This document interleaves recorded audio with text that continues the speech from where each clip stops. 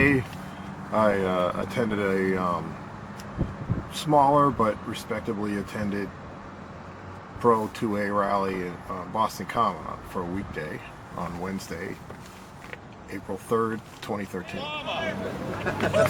This is my personal and I'm a recovering Democrat, 20 years sober. We might as well use our First Amendment right in order to protect the Second Amendment. Can I get an amen?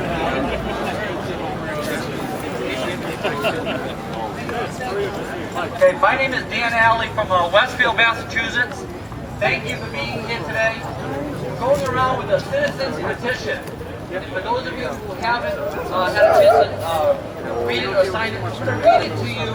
And then if you can, please sign it.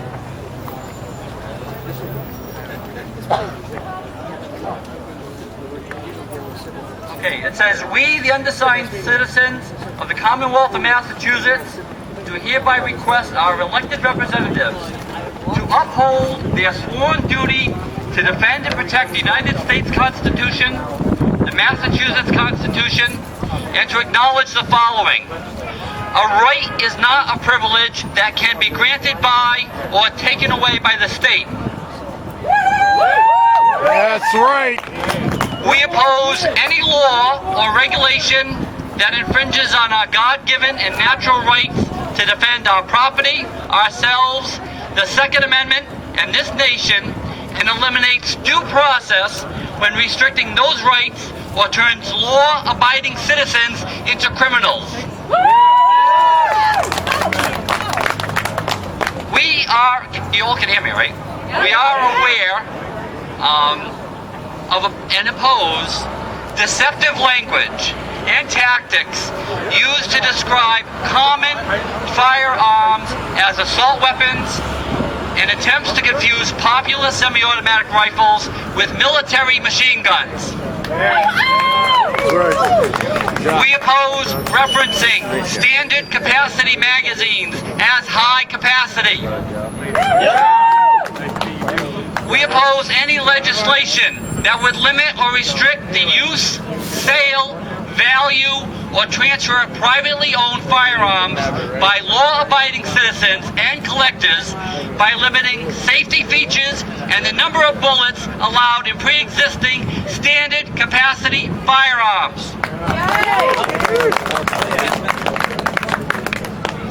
We oppose registration of firearms in standard capacity magazines. We urge our state legislators to oppose House Bill 3253, otherwise known as Linsky's three-card Monty.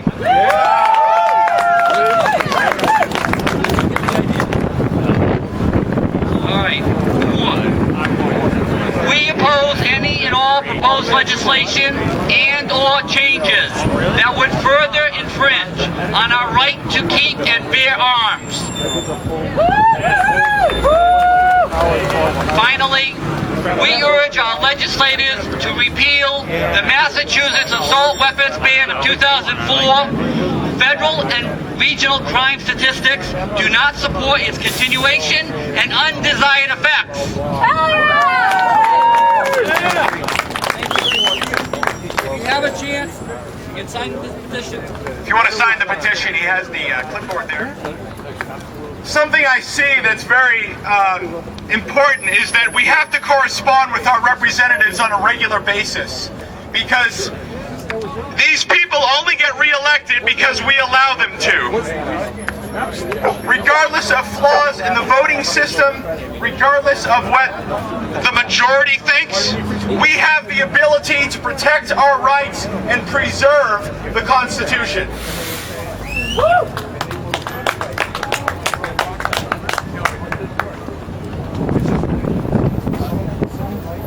I spent 6 years in the Marine Corps, both enlisted and officer, and after I got out, I realized that in order to defend the Bill of Rights and Constitution, there's a lot that needs to happen on behalf of the people.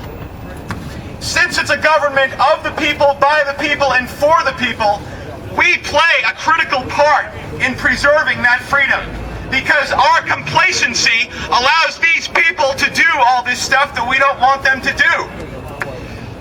Elite people in government, they're only the movers and the shakers if we allow them to be the movers and the shakers. That is why we have the protections in the Constitution and Bill of Rights. Thank you. Thank you. Thank you for your serving. Thank you. I'm also prior military, but I had no idea what gun owners have to go through or know, okay? And most of your neighbors don't. And it was absolutely shocked. So the brochure that we're handing out is a collaborative effort. We're trying to raise $2,800 to have 100,000 brochures printed in time for the 2 rallies, West Springfield and Lexington, on April 19th, okay? Lexington will have a rally around noontime, and West Springfield will have one from 3 to 7. That's Friday, April 19th. The mayor of West Springfield will be there. He mentioned something the other week. He's sort of the lone gun, you know. He just got elected a year ago. West Springfield's the only town in the state of Massachusetts that last year their taxes went down, okay? So he's doing a great job, and they're taking him serious. But he was proposing some things, and the city hall, you know, they were fighting him. So he started lobbying regular people, and he would ask people to just call, you know, make a few phone calls in support of something. And you know, a lot of your elected officials they're not used to getting phone calls. And when they got a few phone calls, they thought the sky was falling. All right? And that's important to know. On this brochure is the number for this state house and the bill that we're trying to oppose and other things. You need to call, okay? Sometimes maybe you take a few co-workers at noontime, get on the phone and say, I got to, you know, you talk to the legislator and say, wait a minute, I got a couple more people that want to talk to you. Okay? Do that on your lunch breaks, but call, okay? They'll think the sky is falling, especially with these big rallies coming up. Okay? Thank you for traveling. I mean, it was even hard for me to be here from Westfield, but definitely call, okay? And so we are trying to raise money. The Western Mass Republicans, this may not be a Democrat or Republican issue, but we put the seed money to print a few thousand of these brochures. They've done a great job. These are the people that developed this this petition, which we just read. All right, it's going to have a huge impact on the effectiveness of this brochure. But we can rally in large numbers. We can pass or turn back hastily passed laws, poorly written laws. But if we don't win the culture, our friends and neighbors will vote against us. Our goal is to give 1,000 people 100 brochures each across Massachusetts to hand out with their co-workers, their friends and neighbors, whatever. All right? We want 1,000 people this spring to hand out 100 brochures each. All right? So thank you.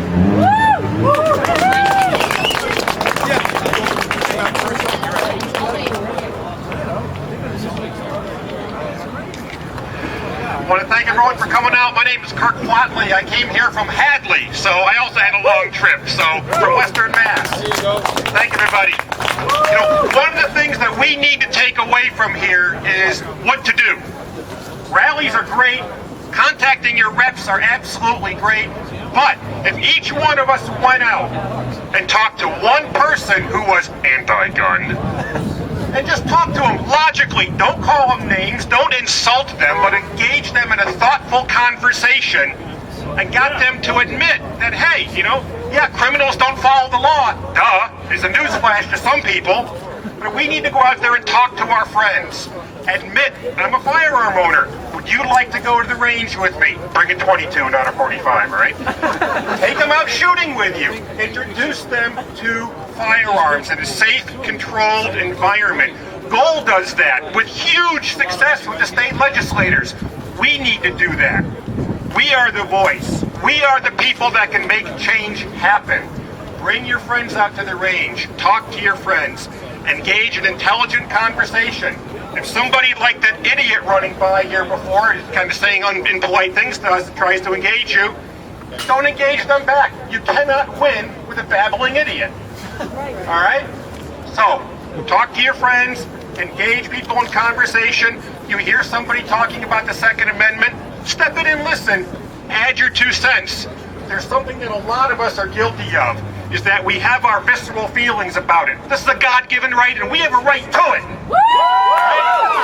But when you're talking to someone who doesn't have that visceral feeling, you need to have education. You need to be knowledgeable. Knowledge is strength. When they go out there and say, look at all the murders in Chicago. Yeah, Chicago also has some of the toughest gun laws in the country. What's that tell you? Every time they pass more gun control laws up here, crime goes up. Because all they're doing is making more unarmed victims. People need to know this. They need to be told that. Talk to your friends. Talk to your coworkers. Take them shooting. Become educated so you can engage them in a knowledgeable conversation without name calling. We all know how we get turned off when we get called names. Hell, they get turned off too. So engage them in a respectful dialogue and start teaching them and start educating them. This falls on us. If everybody here who was at the rally talked to one friend and convinced them the Second Amendment is important, then that one person talks to another person. We multiply our force. That's what we need to be doing. Thank you all for coming out.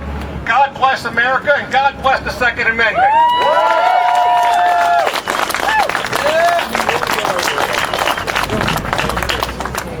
Hello everyone. First of all, I want to start off by saying thank you so much for coming out here and supporting your Second Amendment right. As you can probably see, I'm not 18 yet. I can't vote. But that doesn't mean that my voice can't be heard, because I'm still an American citizen, and I love my Second Amendment right. Now, I want to thank all of you guys for coming out here, because you are helping our generation, because our future generation is going to be the ones who take over, right? And the next generation after that, and the next after that, and it's all about getting youth involved and making sure that they support the Second Amendment too. So thank you so much. I know I really don't have a lot to say, but thank you. Thank you very much for coming out here and supporting your Second Amendment right. And I plan to keep on doing that from the future and getting more involved. Thank you.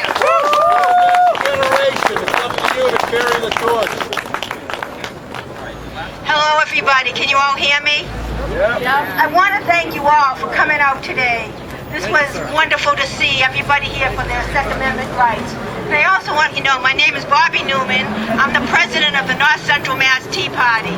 When anything happens to my amendment rights, you better believe I'll be there to support everything that needs to be done.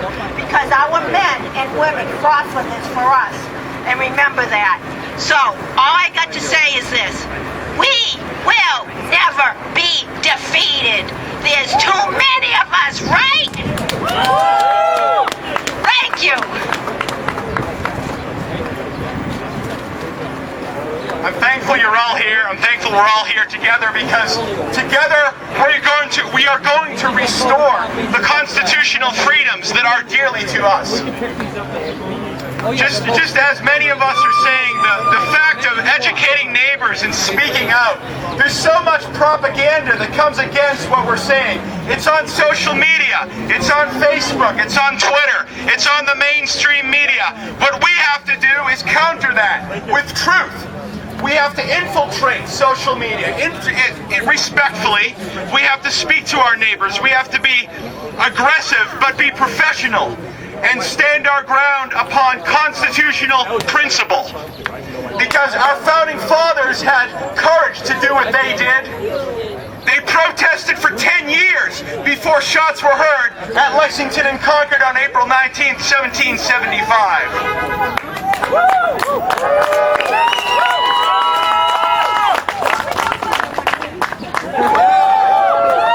The shot heard around the world. So it all started in 1764 with the Sugar Act, I believe, and then it went on to the Stamp Act, and the colonies were very angry all the time. For 10 years they protested until it got so bad that General Gage dispatched troops and they marched up to Lexington and Concord to disarm the colonists. For 10 years, they protested. What we're doing right now, we want to keep it a protest. We want a peaceful renaissance. We want to restore America the Beautiful to the way the Founding Fathers designed it. Where our tax dollars are not going in vain places. There are so many solutions. The solutions are available. It needs our participation.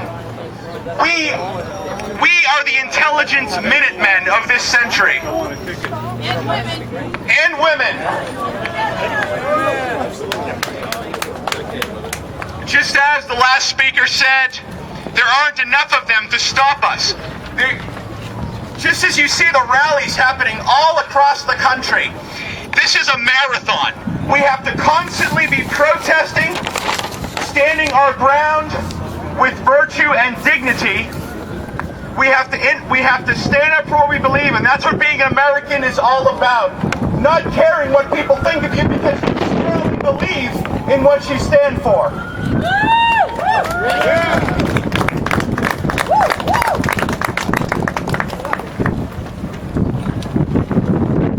I want to make a fun point right now. I am 6'5", 250 pounds. I'm a big guy. If I find her 5 foot tall, little woman in a dark alley, who's going to come out victorious? If she's armed, she is. She's a good shot. Watch your ass. She's a good shot, I'm told, right, also. Damn good, okay? When people talk about a Second Amendment, it is the great equalizer. It takes a 5 foot tall woman and makes her more powerful than a 6'5", 250-pound attacker.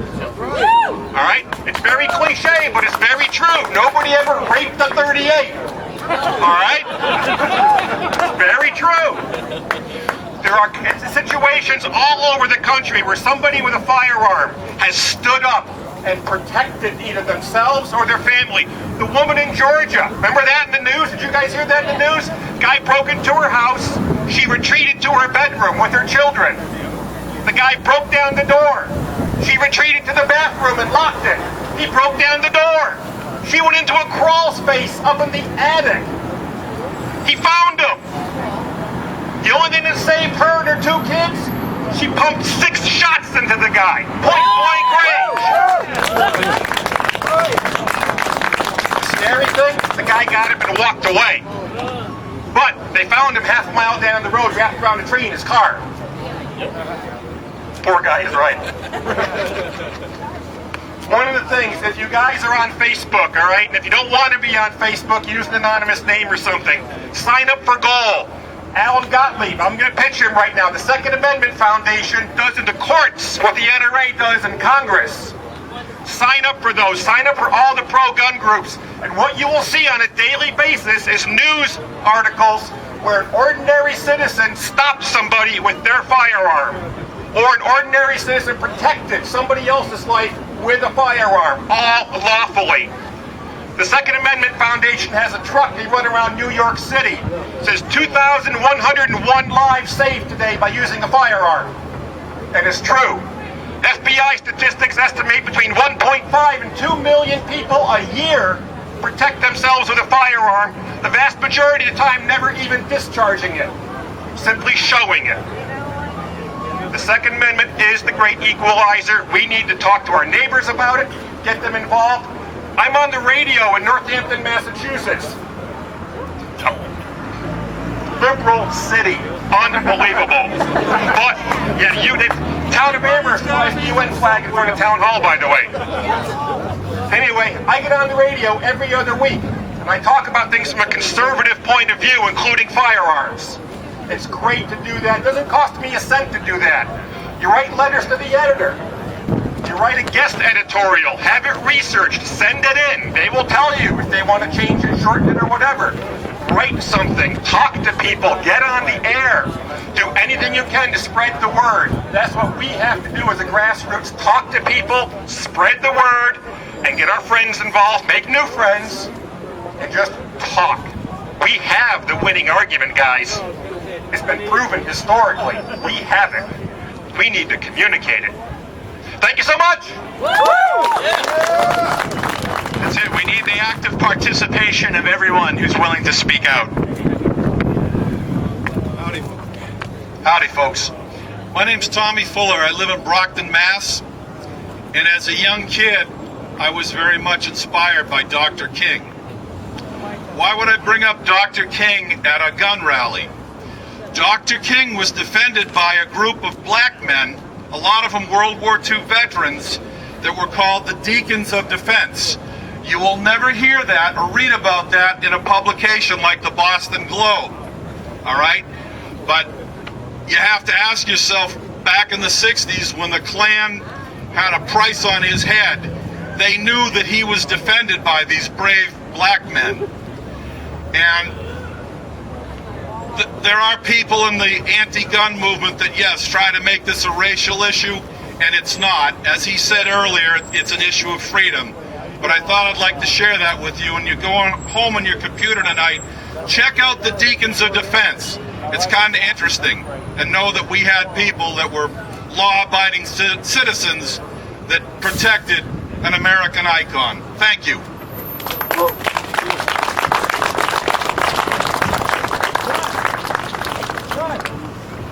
How did Dr. King die? By an unregistered gun. Just throwing it out. You looking for folks to talk? Are you looking for people or? Yeah, if you want to come up, come on up.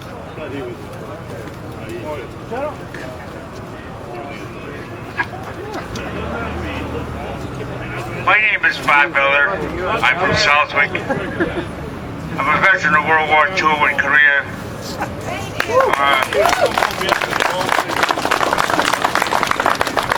Gun laws are number 3 con game of the 20th century. The people who voted for the 98 gun law were 100% sure it would do nothing to improve public safety, would not reduce crime. But we got a lot of people in the State House who are more interested in promoting crime than they are in fighting it. Because if we have a high crime rate, they have a better chance of getting their friends and relatives a job in the criminal justice system. So it bothers me a great deal when I see people walk into the voting booth and vote for someone who wants to take our rights away. People who willingly give up their rights in the voting booth after so many friends of mine lost their life fighting for those rights. We have people in the State House who never went to war. They're taking guns away from people who fought to give them freedom. They wouldn't have freedom if my generation hadn't won the freedom that they have. Right. We need to remember our history. Hitler in 1934 passed a gun law that took the guns away from the people in Germany. He said, this law will make the streets safer and the police more efficient. It made the streets safer for the Gestapo, but not for the people. And after he had taken the guns away from the people, he murdered 13 million. Those people wished to hell they had the Second Amendment to protect themselves. Stalin took the guns away from the people in Russia, and then he murdered 20 million. Those people wished to hell they had the Second Amendment too. And Russia went to Poland and kidnapped 1 million people and put them on cattle cars and took them to Siberia to work in the woods cutting lumber. Many of the people died on the way. They would stop the train and throw the dead off the train beside the road. A lot of these people, the families never knew where they died. They never had a funeral. They never had a burial place. They couldn't go and find them because they didn't know where the hell they were. Those people wish to hell they had the Second Amendment. So If we want freedom, we're going to have to keep fighting. Thank you very much.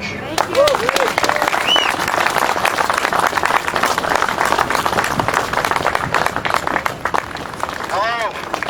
It's time to get rid of all of those gun control laws in Massachusetts. It's time to get rid of all the licensing requirements in Massachusetts. And it's time to legalize prostitution and marijuana. Guns don't kill people. People kill people. Guns are not criminals. People are criminals. Guns are not people. People are people. Thank you.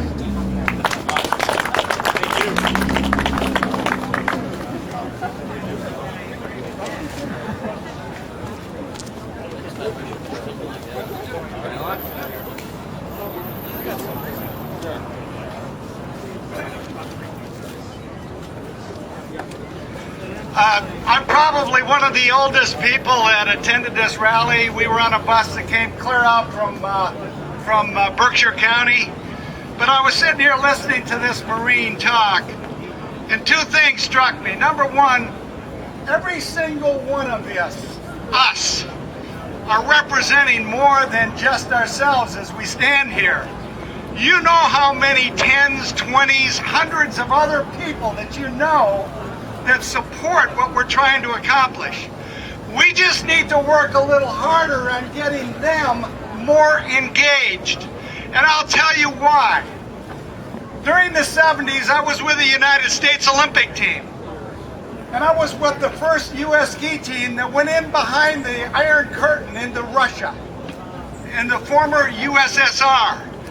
And we spent time in Moscow, and we went to Leningrad, and we were in Leningrad for 14 days. From there, we went to Czechoslovakia, and from there, we went to Poland. I can tell you, experiencing firsthand with over 6 weeks behind the Iron Curtain, you would never have seen anything like this. The only people that were out on the streets were those people that were allowed to go for a walk after dinner. The streets were empty. And I looked at that, and now I hear and see what's going on now, and I know that this country is heading in that direction unless we stand up and speak up. And I would close with this one thing.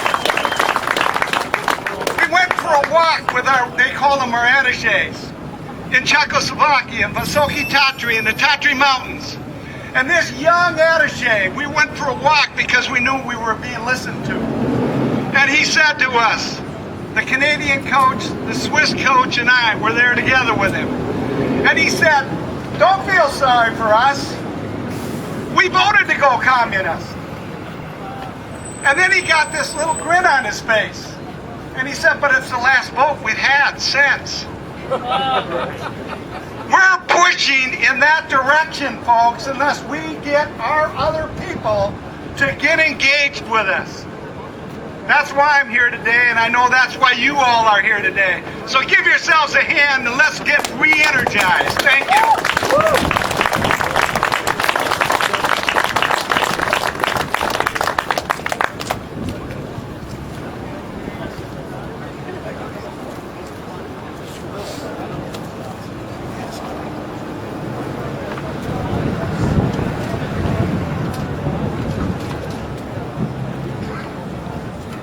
How you doing today, folks? Alright. Hey, I'm a nobody. I'm a small business owner in the North Shore that probably nobody has heard of. Guarantee you nobody's heard of. And when I heard about Governor Patrick's bill that he introduced, I was quite upset. And I called my legislator, my state rep. And you know what? He sat down and he listened to me. He listened to what I have to say. Too long has carried concealed meant shut up, keep your mouth shut, and don't say anything. It's up to us to contact who we need to contact to get these things overridden.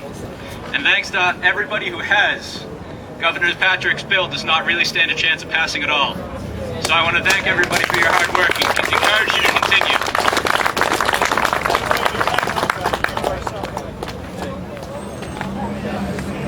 So we all understand the incremental oppression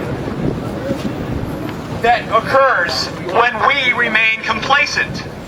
Incremental oppression is the phrase I like to use, because now Governor Deval Patrick wants to impose a law that says you cannot buy more than one weapon, I think, a month. Is that correct? Yeah. And, you know, yes, the Republican Party here in Massachusetts may be the minority, but we the people, we the citizens, are the ones who elect them, and through our involvement, we have the ability to influence people.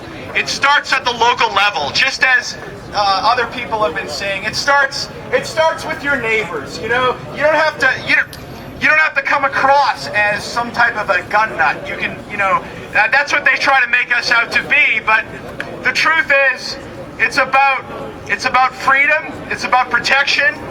I feel safe at night when I know I have my rifle locked up. Of course, I abide by the laws.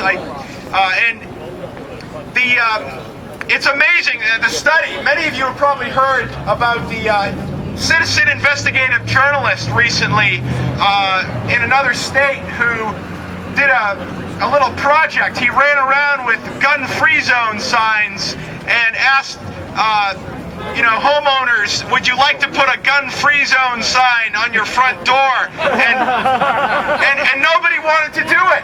Why not? I mean, if you're that passionate about, you know, nonviolence, which I don't like violence, but there's unconscious people out there who don't care about the law. They're going to buy guns through the black market anyway, the way they buy drugs, and so it's only common sense. But none of them wanted to put those signs on their home, and so it's just encouraging to see all the people out here, all of us out here together, raising awareness. I saw 7 News, the local news here. As we continue standing up and speaking out, we will change minds. We will wake people up to what America truly is. America the beautiful. Woo.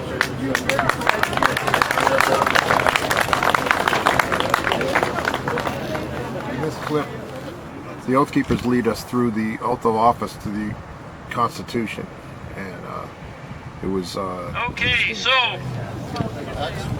we are going to administer the oath here to anybody that would like to step up and take the oath. And this is a very solemn opportunity for all of you here. So if you have already sworn an oath to the Constitution, you may reaffirm it if you feel strongly about that. And for those of you who have not sworn an oath to the Constitution yet, as an American citizen, it's probably a pretty good idea. So anybody that wishes to, please step up, raise your right hands, remove your hats, and repeat after me.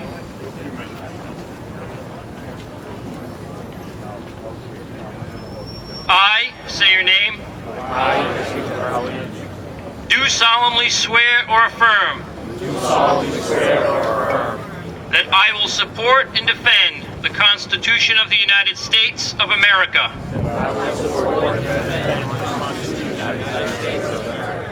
against all enemies, foreign and domestic. That I will bear true faith and allegiance to the same. That I take this obligation freely. Without any mental reservation or purpose of evasion. Pledging my life, my fortune, and my sacred honor. So help me God.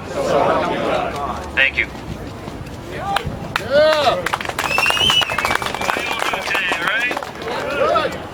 Glad to see so many people turn out for such an important thing as our God-given natural rights to self-protection and self-preservation. I hope everybody here is starting to get over the old mantra about, hey, this is about our gun rights. Guns don't have rights. You have rights. People have rights. Human rights, natural rights. And this is what we're here to protect. Our means to preserve ourselves, our family, our property, and our nation. I am a representative of the Rhode Island chapter of Oath Keepers, and we do have some documents that we've prepared that are going to be going about in different places around the country and right here in this state as well. And I have one of those documents right here that I would like to share. And I hope that there are any people in the audience that happen to be in law enforcement, particularly, that maybe their ears might perk up and they might be listening right now, because this is particularly important to them. And it goes like this. Bodies politic are founded upon law. To secure liberty, law must be just. Truth commands justice, and truth demands honesty. Whereas all people are born with certain unalienable rights, among which are life, liberty, and the pursuit of happiness. Whereas to secure these rights, governments are instituted among men, deriving their just powers from the consent of the governed. Whereas man existed before government and created government, the created cannot be greater than the creator. Whereas too many laws make everyone a criminal, leading to yet more laws, ultimately ending in a police state. Whereas fewer laws means less crime and increased justice.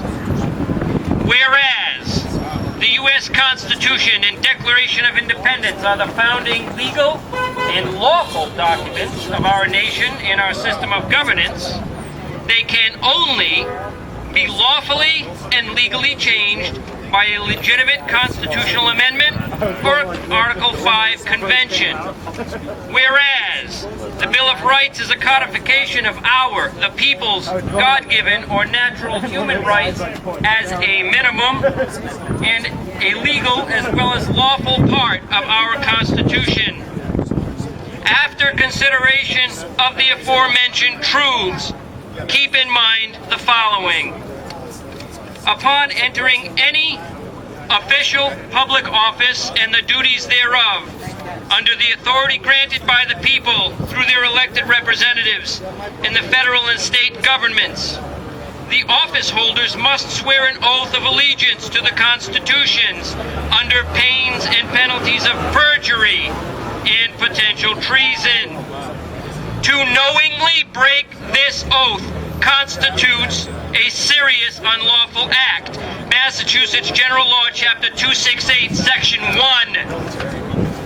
Under Massachusetts State Law, Chapter 265, Section 37 reads, no person, whether or not acting under color of law, shall by force or threat of force or violence willfully injure, intimidate, interfere with, or attempt to injure, interfere with, or intimidate with, or oppress, or threaten any person in the free exercise or enjoyment of any right or privilege secured to him by the Constitution or laws of the Commonwealth or by the Constitution or the laws of the United States.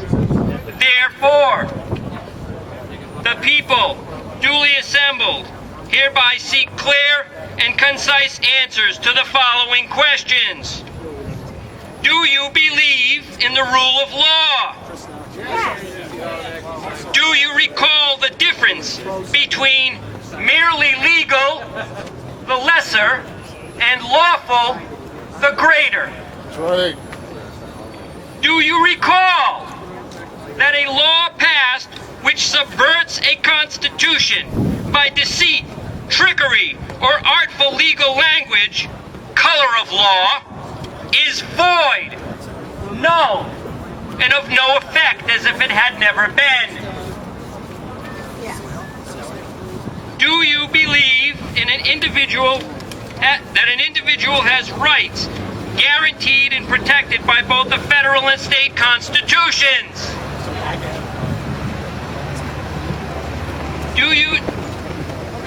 Do you believe the Constitution and its Bill of Rights to be inviolable other than by the proscribed methods of amending them? Yes! Wake up, folks! Did you swear an oath to protect the Constitution or otherwise uphold the Constitution of the United States and the Commonwealth? In regards to your oath, did you understand the gravity of it when you swore to it? That's right. And lastly, will you keep your oath by refusing unlawful orders to enforce such laws that infringe on the Constitution, specifically every single one of the Bill of Rights, intact and unmolested? Those are very important questions, folks, and I hope those that have sworn an oath consider them very carefully in the performance of their duties. Thank you. Thank you.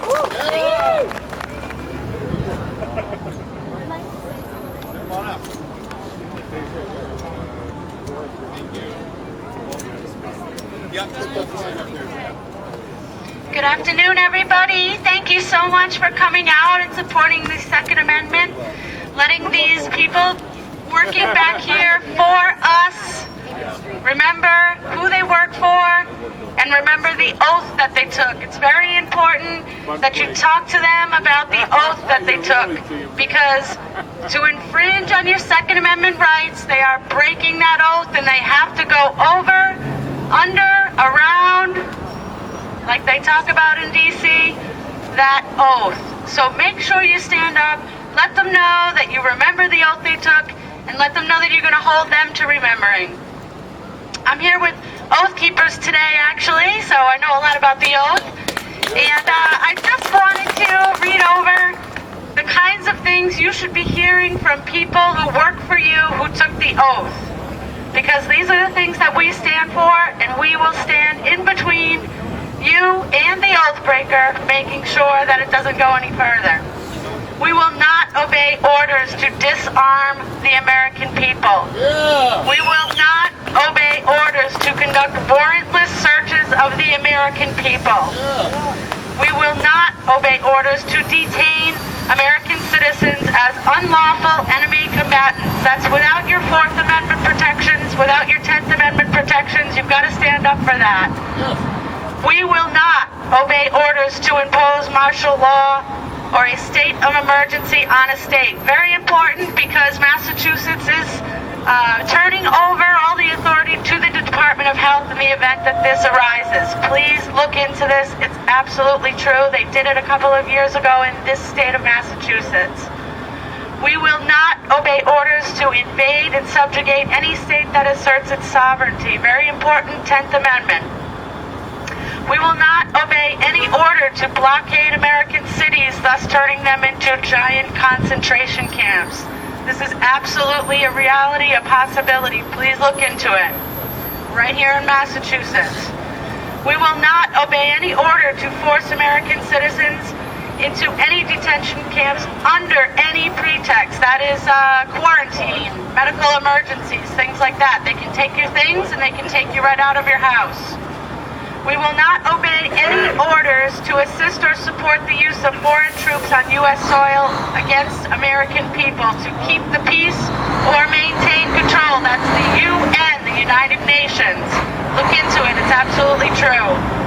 We will not obey any orders to confiscate the property of American people, including food and other essential supplies. And we will not obey orders which infringe on the right of the people's free speech to peaceably assemble and to petition their government for redress of grievances, which you have done today. Good job, people. Good job, Massachusetts. Thank you.